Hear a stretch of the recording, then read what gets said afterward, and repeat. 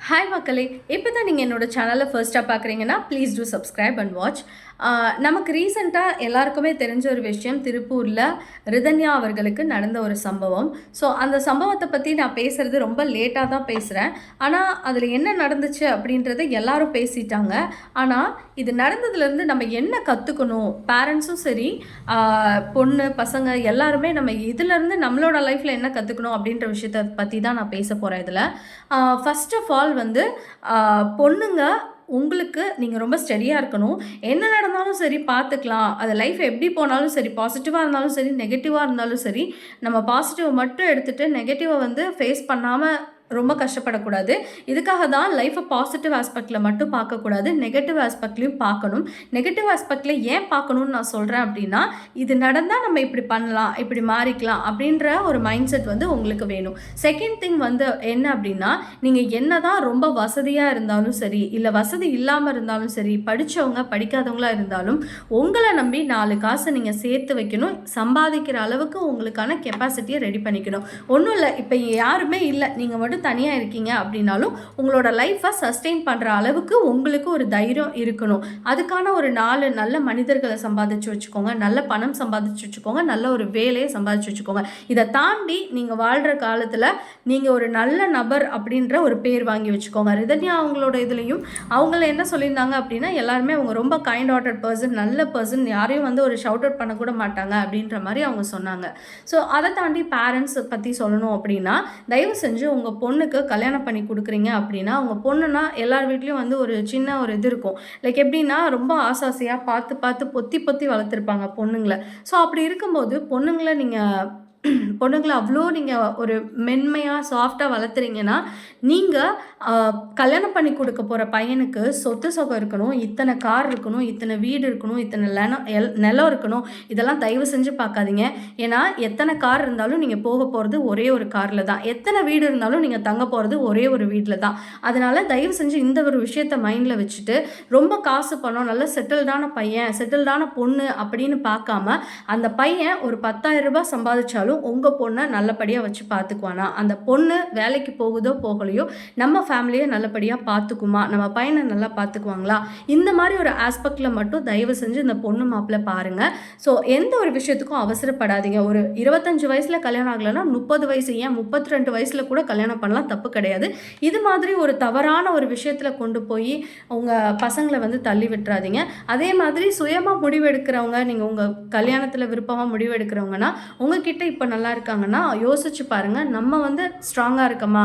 யாரையும் எதையும் நம்பி போகாதீங்க. அங்க இருக்கிற காசு பணத்தையோ, சொத்து பத்தோ எந்த ஒரு விஷயத்தையும் நம்பி போகாதீங்க. உங்களையும், உங்க உழைப்பையும், நீங்க கும்பிடுற கடவுளையும் நம்பி மட்டும் அந்த இடத்துக்கு போங்க.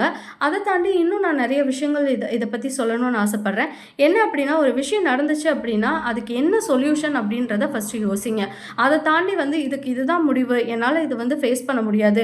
ஒரு வாழ்க்கை அப்படி ஆயிடுச்சு. என்னால இதுதான் மேரேஜ் லைஃப் போல. இதுதான் வந்து இப்படிதான் இருக்குமாட்டுக்கு அப்படின்னு மட்டும் நினைக்காம, அதுக்கு என்னென்ன வழி இருக்கு அப்படின்னு ஒரு தடவைக்கு 1000 தடவை யோசிங்க. 4 பேர்த்துட்ட அத பத்தி பேசுங்க. ஏன்னா, இன்னைக்கு இருக்க காலகட்டத்தில எல்லாருக்குமே நெறைய ஃப்ரெண்ட்ஸ் இருக்காங்க. அது ஜென்ஸா இருக்கட்டும், லேடீஸா இருக்கட்டும், எல்லாருக்குமே எல்லா ஜெண்டர்லயுமே வந்து ஃப்ரெண்ட்ஸ் இருப்பாங்க. ஸோ அப்படி இருக்கும்போது தயவு செஞ்சு யாரோ ஒருத்தர்கிட்ட நீங்க பேசுனீங்கன்னா, கண்டிப்பா அவங்க வந்து உங்களுக்கு இந்த ஒரு விஷயத்துலருந்து வெளிய கொண்டு வருவாங்க. பேரண்ட்ஸ் வந்து இன்னைக்கு அந்த விஷயத்த வந்து உங்க மேல வெறுப்பு காமிச்சாலும், உங்கள பிடிக்காம போற மாரி அவங்க பண்ணாலோ, உங்கள கடிஞ்சு பேசினாலோ, அவங்க நாளைக்கு 1 மாசமோ, இல்ல 2 மாசமோ கழிச்சு அவங்க கண்டிப்பா சரியாயிருவாங்க. என்னைக்கா இருந்தாலும் அவங்க உங்களோட பேரண்ட்ஸு, நீங்க அவங்களோட பசங்க. ஸோ இது மாதிரி நீங்களும் வந்து பேரண்ட்ஸ் பணத்தையோ, இல்ல அந்த வீட்டு வசதியோ பார்த்து கல்யாணம் பண்ணி குடுக்காதீங்க. தயவு செஞ்சு உங்களுக்கு பொண்ணுக்கு பிடிச்சிருக்கா, உங்க பையனுக்கு பிடிச்சிருக்கா அப்படின்ற விஷயத்த ஒரு தடவைக்கு 1000 தடவ கன்ஃபார்ம் பண்ணி கல்யாணம் பண்ணி குடுங்க. இதுக்கடுத்து அந்த பையனுக்கு வந்து ரூ. 20,00,000 வந்து ஒரு மாசத்தோட வாடகை வருது. அந்த ரூ. 20,00,000 வச்சு அந்த பையன் அந்த பொண்ணுக்கு எத்தனையோ பவுன் நகை போட்டிருக்கலாம். அதை தாண்டி 100,00,00,000ல வந்துட்டு எனக்கு பிசினஸ் வச்சு குடுங்க அப்படின்னு கேட்டிருக்காங்க.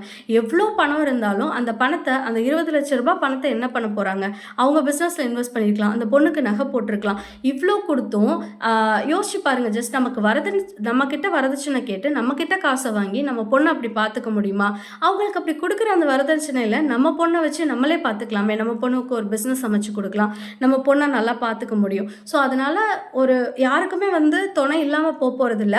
கண்டிப்பாக ஒரு கட்டத்தில் அவங்களுக்கு துணை அமைய தான் போகுது. அது வந்து கரெக்டான நேரம் வர வரைக்கும் வெயிட் பண்ணுங்கள். அதே போல் நல்ல அவங்கள பற்றின தீர விசாரித்து கல்யாணம் பண்ணி வைங்க. அதே மாதிரி அரேஞ்ச் மேரேஜாக இருக்குது அப்படின்ற பட்சத்தில் அவங்க பொண்ணு மாப்பிள்ளையும் பேசுகிறதுக்கும் அவங்க டைம் ஸ்பெண்ட் பண்ணுறக்கும் எடுத்தோடனே இப்போது நிறைய பேர் என்ன தெரியுமா சொல்லுவாங்க, கல்யாணம் பேசினா 1 மாதத்தில் கல்யாணம் வந்து வச்சிடணும், இல்லை அப்படின்னா அவங்க பொண்ணு மாப்பிள்ளை பேசும்போது அவங்களுக்குள்ள முரண்பாடு வரும், அந்த கல்யாணம் வந்து தடைப்படுறதுக்கு வாய்ப்பு இருக்குது அப்படின்னு சொல்லுவாங்க.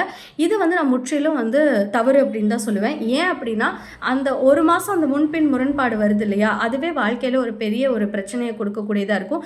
இன்றைக்கி இருக்க பொண்ணுங்க பசங்க ரொம்ப தெளிவாகவே இருக்காங்க. அவங்களுக்கு லைஃப்பில் என்ன வேணும் வேண்டாம் அப்படின்றத அவங்க தெளிவாக டெசிஷன் எடுக்கிற அளவுக்கு நல்ல ஒரு முறையில் தான் இருக்காங்க.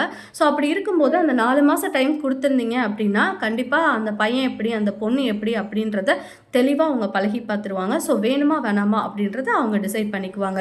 ஏன் அப்படின்னா இந்த மாதிரி நம்ம பொண்ணோ பையனோ நம்மளை விட்டு போகிறதுக்கு இப்படி வந்து நம்ம ஒரு முயற்சி எடுத்து பார்க்கறது ரொம்ப நல்லதுன்னு தோணுது. ஏன்னா இது மாதிரி நிறைய விஷயங்கள் நடந்துருச்சு. வரதட்சணை கொடுமை, இன்னும் வந்து மென்டலி செக்ஷுவலி ரொம்ப அப்யூஸ் பண்ணுறது, இதெல்லாம் வந்துட்டு நிறைய விஷயங்கள் நம்ம பார்த்துட்டோம். ஆனால் இன்னும் யாரும் திருந்துறதில்ல.